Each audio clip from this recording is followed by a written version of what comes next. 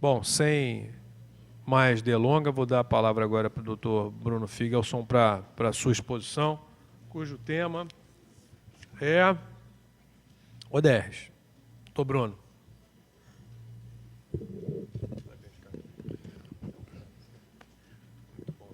Bom, boa tarde. Obrigado ao desembargador Cury. Parabéns pela palestra do Ricardo.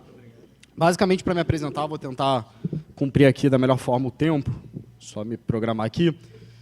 Eu sou sócio do Lima Feios, que é o escritório de advocacia focado em tecnologia, sou CEO do Sem Processo, Head de Futurismo da Future Law, membro do Conselho Administrativo da B2L, sócio da Life, que é uma aceleradora de Lotex, e CEO da Dados Legais.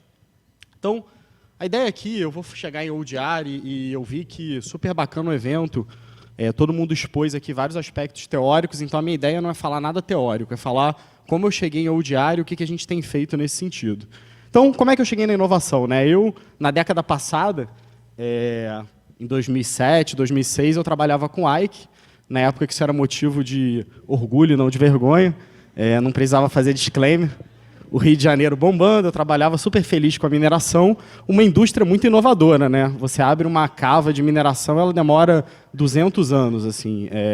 A idade média dos advogados era 78 anos, e eu trabalhava nessa indústria, então eu não sou um cara nada de inovação. Meu primeiro smartphone eu comprei em dezembro de 2015, assim, então nunca fui heavy user de tecnologia, nada disso. E aí, em 2010, fundei um escritório para trabalhar com mineração, a gente diversificou para tecnologia, e lá em 2012 a gente começou a trabalhar comprando startups. Eu não sabia o que era uma startup, mas eu vi uma grande empresa, que era um cliente nosso, começar a comprar. E eu vindo de uma indústria onde as pessoas super velhas, no ambiente de startup, cara, as pessoas compravam e a pessoa virava diretor com 25 anos. Falei, cara, é para cá que eu tenho que caminhar, vou sair um pouco da mineração. Mas estava advogando super feliz. E eu gosto de falar isso porque, atualmente, sei lá, 3 ou 4 pessoas me procuram toda semana com uma ideia de startup no universo jurídico. E eu não entrei nisso porque eu estava infeliz com a advocacia. Pelo contrário, eu ainda advogo, adoro advocacia, adoro o mercado, adoro a academia. Então, eu não caí nisso por conta de uma necessidade. Na verdade, o que aconteceu foi uma dor, né? É uma coisa que eu já comentei várias vezes. Alguém já viu alguma palestra minha? Ótimo, poucas pessoas. Então, as piadas, para quem já viu, eu peço desculpas. E não deem spoiler, tá? O que aconteceu, cara? Eu, em janeiro de 2016... Alguém é advogado aqui ou de formação jurídica? Quem que é? Tá bom, então eu vou contar uma coisa que nenhum de vocês deve ter vivenciado, tá? Você é advogado, você se formou em direito, a tua vida, a tua semana inteira é falar sobre direito, você chega no final de semana, tudo que você não quer é falar sobre direito. Mas aí você vai numa festa de família e sempre tem um primo, uma tia, um parente que vem e fala: doutor, doutora, estou com um problema aqui na área de família. Você fala: caramba, acabou meu final de semana, estou com um problema com o empregado doméstico, estou com um problema de consumidor. E eu, por coincidência, tive a mesma coisa com o Cadu. Quem que é o Cadu? Cadu é casado com a minha prima, estava numa festa de final de ano, no início do ano, em janeiro de 2016, e ele falou: Bruno, é uma coisa rara, que não acontece com muitas pessoas, mas eu tenho um problema com uma empresa de telefonia. Não sei se algum de vocês já ouviu uma história dessas. É algo extremamente incomum, principalmente no Rio. Mas ele falou: cara, eu estou com um problema e eu quero ir naquele juizado de pequenas causas, né? Porque o cara não é formado em direito, mas ele sabe que ele pode ir lá no JEC. Eu falei: Cadu, minha advocacia é corporativa, eu sempre fui contra litígio, eu sou mais consultivo. Aí ele olhou e falou assim: pô, Bruno, você é burro, né, cara? Fez mestrado, doutorado, não vai conseguir distribuir uma ação. Eu falei: Cadu, vamos fazer o seguinte, em vez de a gente propor ação, por que a gente não tenta um acordo? Ele falou: cara, eu já tentei em site, já tentei em saque, não consegui de jeito nenhum. Eu falei: cara, mas eu conheço uma pessoa no departamento jurídico dessa empresa e dá para a gente tentar. Peguei, levei para essa pessoa e consegui fazer um acordo. E aí, esse número até foi falado hoje, mas para mim é incrível. Assim, em 2016, pelo menos eu sempre frequentei eventos jurídicos, eu nunca tinha visto alguém falar que isso era uma dor de mercado, ter 100 milhões de processos judiciais. A gente vivia com isso e achava a coisa mais normal do mundo. Então, como é que a gente ia resolver o problema, né? A minha ideia foi, cara, o Brasil tem 1.500 faculdades de Direito. Se a gente somar todas as faculdades de Direito do mundo, não dão o número de faculdades que a gente tem no Brasil. Segundo, a gente tem 1.300.000 advogados. Então, assim, nunca na minha cabeça passou a perspectiva da gente resolver os conflitos sem trazer os advogados. Então, desde o início do Sem Processo, a gente imaginou o seguinte: legal, a gente vai fazer acordo, mas a grande revolução que a gente tem que fazer é pegar advogados que aprenderam na faculdade que o bonito é ser litigante e transformar num negociador. Então, essa é a nossa premissa de negócio desde o início. E o Brasil gasta 2% do PIB, né? Aqui só um levantamento interessante: o segundo país que mais gasta percentual do PIB é a Bulgária, com 0,6%, né? Então, assim, a gente gasta muito e a gente tem um judiciário eficiente. Mas por quê? Porque a gente tem um volume que nenhum outro país do mundo tem. Então, a gente é o país do mundo com o maior número de faculdades de direito, com o maior número de advogados, com o maior número de advogados por pessoa e com o maior número de processos judiciais. Nós somos o país dos advogados, isso é fato. E aí, a curva crescente, né, os processos aumentando, e eu pensei, cara, o advogado é e sempre vai ser indispensável. Então, como é que a gente muda isso? Todo ano se formam mais advogados, além dos 1.300.000 advogados hoje no mercado, a gente tem 800.000 estudantes de direito. Como é que a gente vira esse mercado? Então, e por que as empresas não fazem tanto acordo? Cara, as empresas gastam muito com processo. Tem empresa que tem mais de 10 bilhões provisionados com processo judicial. Tem empresa que gasta 5%, 10% de todos os gastos delas com advogados. Então, os processos são simples, cara. Muitos processos são de consumo, trabalhista. Por que a gente não faz mais acordo, né? Se o acordo faz tanto sentido? A gente imaginava porque era preciso conectar os advogados e as empresas. Algum de vocês tem na mão de vocês o WhatsApp de todos os diretores jurídicos do Brasil? Com certeza não. Então, a nossa premissa era basicamente isso: permitir que os advogados chegassem nas empresas e que as empresas chegassem nos advogados. Uma coisa bem simples, né? E aí, a gente criou o Sem Processo com esse PTM, né? O que é o PTM? É um propósito transformador massivo.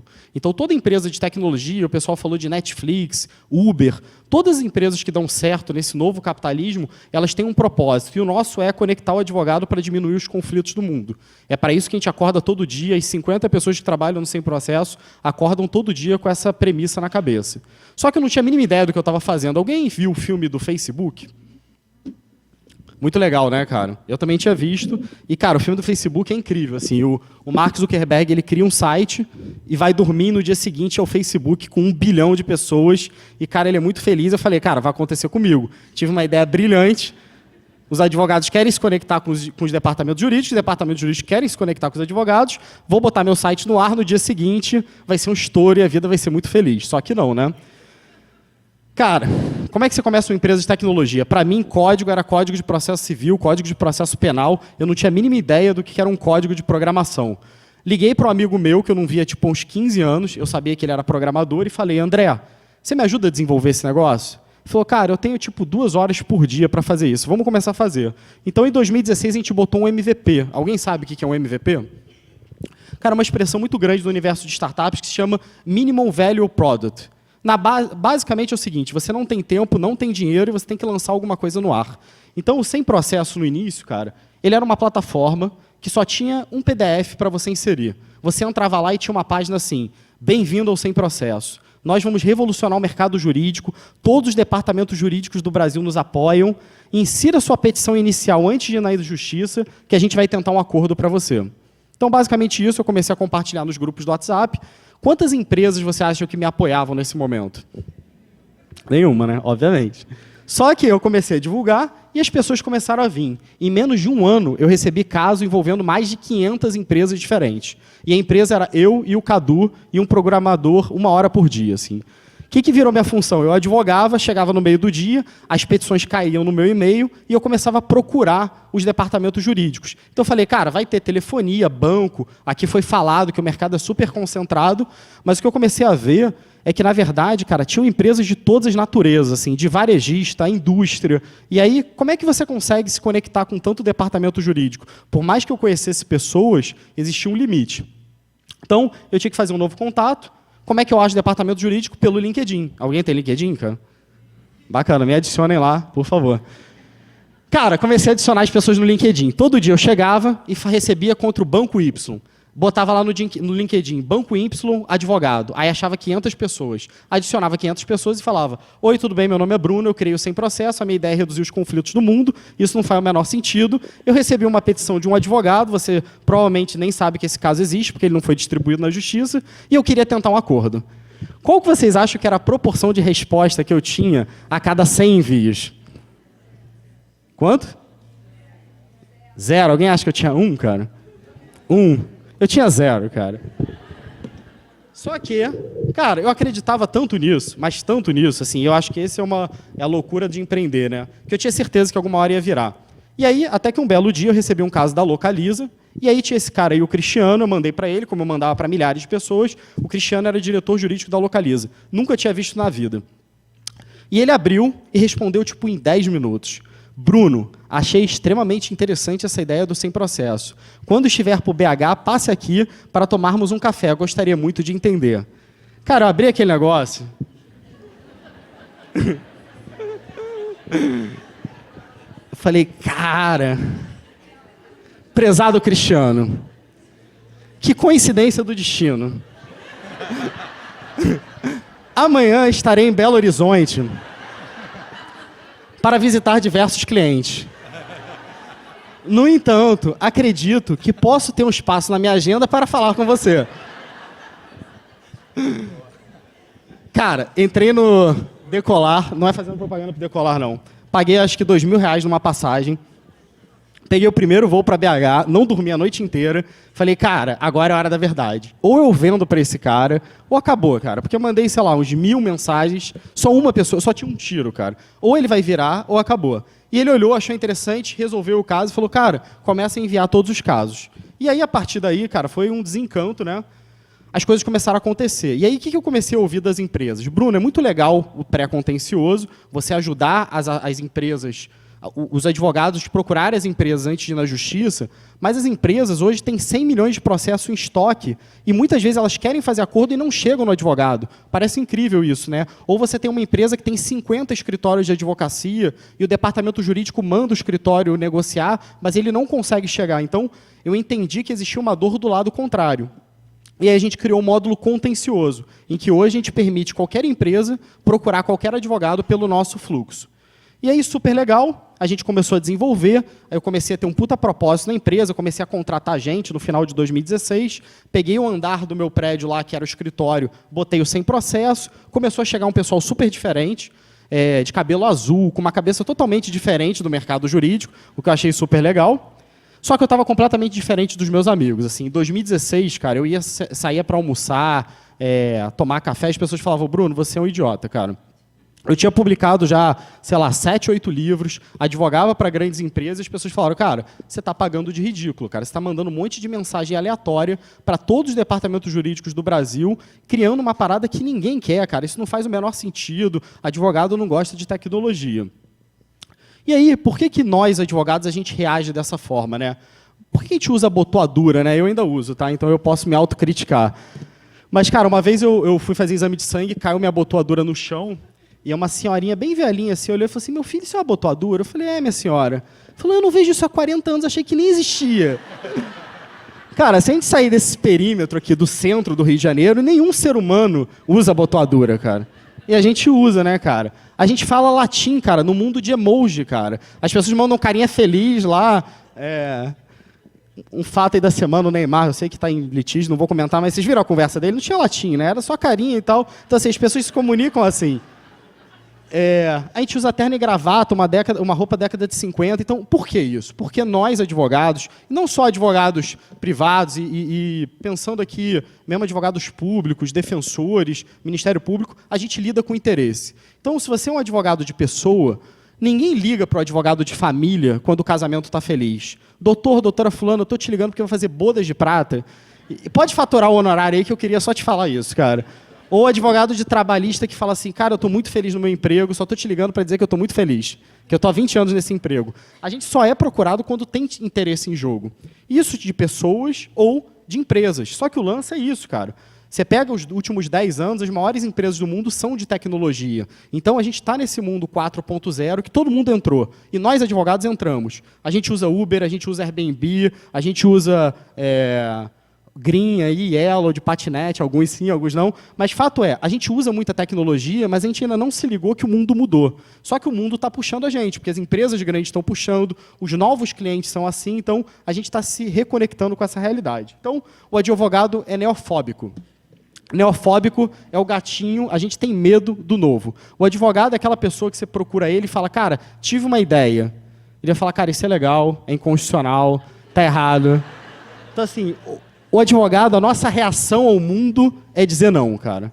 Você imagina o primeiro advogado que soube do Uber, cara. Alguém lembra como é que foi a tua reação, nós de formação jurídica, quando falaram do Uber? O que você falou? É ilegal, cara. Isso aqui é ilegal, é inconstitucional. Do Airbnb. Não, isso aqui está na lei de inquilinato. A gente não quer saber se é bom. A gente quer saber que não pode. Então, a gente é assim. Então, a gente não quer experimentar o novo.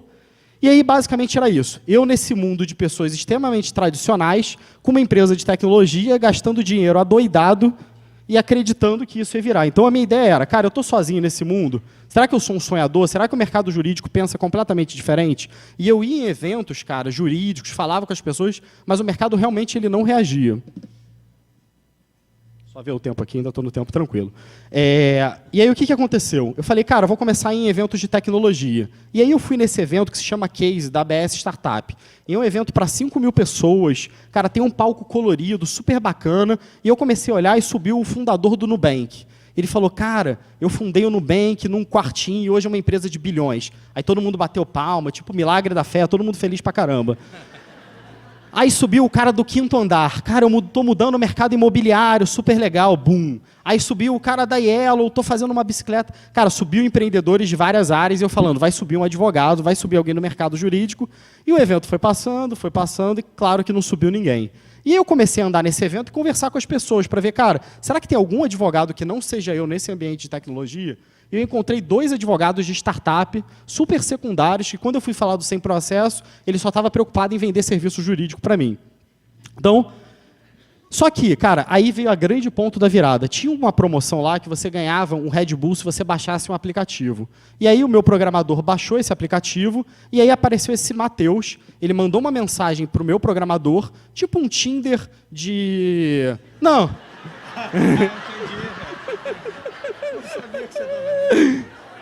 Deixa eu molhar o bico, Sem preconceito, galera. Não tem nada contra, mas, cara, era um Tinder de relacionamentos profissionais, tá? O Matheus vai ficar chateado comigo, cara. Mas, cara, o ponto é... Cara, o Matheus foi lá, encontrou com esse André e começou a falar com ele. Cara, André, minha empresa está crescendo muito, eu estou precisando de programador. Cara, você está bem feliz aí no teu trabalho. Cara, eu do lado do meu programador, eu só tinha um programador part-time, tinha gasto dinheiro, era ridicularizado no mercado jurídico, o cara queria me levar tudo, cara. Esqueci esse negócio de online dispute resolution. Falei, cara, vamos para a guerra, cara, vamos matar esse cara. Falei, ô Matheus, o que você faz? O que é a tua empresa? É uma fintech? Ele falou, não, Bruno, a gente acompanha novas ações na justiça. Então, a gente é uma empresa de startup do mercado jurídico. Cara, parece ridículo hoje, pelo que eu vou mostrar, mas para mim, naquele momento, foi... Cara, I'm a dreamer, but I'm not the only one. Tô acabando, pessoal. Falei, cara, eu não estou sozinho nesse mercado. Existe mais alguém querendo fazer isso. E aí, cara, a gente criou um grupo no WhatsApp, e essa é a velocidade do mundo. Esse grupo virou a B2L. A gente conseguiu criar um PTM, que era conectar o mercado jurídico com a nova realidade exponencial. Alguém conhece a B2L? Já ouviu falar? Legal, ainda tem muita gente para conhecer. Então, basicamente, uma associação para reunir essas empresas. E aí a gente falou, cara, todo mundo que a gente achar inovador nesse mercado, vamos botar nesse grupo de WhatsApp. E aí a gente começou a botar um monte de gente, cara, de juiz a estagiário, todo mundo que tivesse uma ideia mais inovadora. E aí a gente fez a primeira reunião, éramos 7 pessoas. Assim é que a B2L foi fundada. Eu, o Eric, que era diretor jurídico do Easy Taxi, o Rafael, que agora está na Jus Brasil, a Aline, 2 pessoas de Manaus que foram no evento, e era isso, cara. E a gente falou, cara, a gente vai mudar o mercado jurídico. O mercado jurídico vai começar a usar mais tecnologia. Próxima reunião, o grupo cresceu. Em outubro de 2017, a gente já tinha tanta empresa, todas essas empresas são startups do mercado jurídico, são o que a gente chama de Lotec, que foi a palavra que a gente criou para esse mercado. Um mês depois, abril de 2018, setembro de 2018, hoje, cara, os escritórios começaram a vir, os escritórios crescendo, cara, começaram a vir as early stage, empresas novas, hoje é nosso ecossistema. Então, cara, hoje...